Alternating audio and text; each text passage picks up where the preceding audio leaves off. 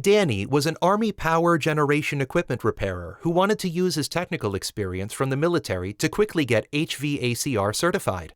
So he started by submitting his SMART transcript with verifiable military experience, training, and education to receive a journeyman electrical licensure.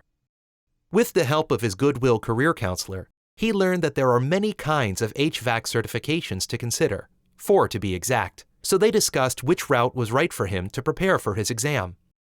And it was preparation that paid off, because before he knew it, Danny passed his exam, got certified, and was well on his way to being one of the go-to guys in the highly sought-after profession of heating, ventilation, air conditioning, and refrigeration.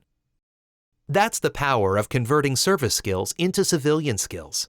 So if you have experience using hand and power tools and an interest in working with electricity and large machinery, then a career in HVAC may be right for you.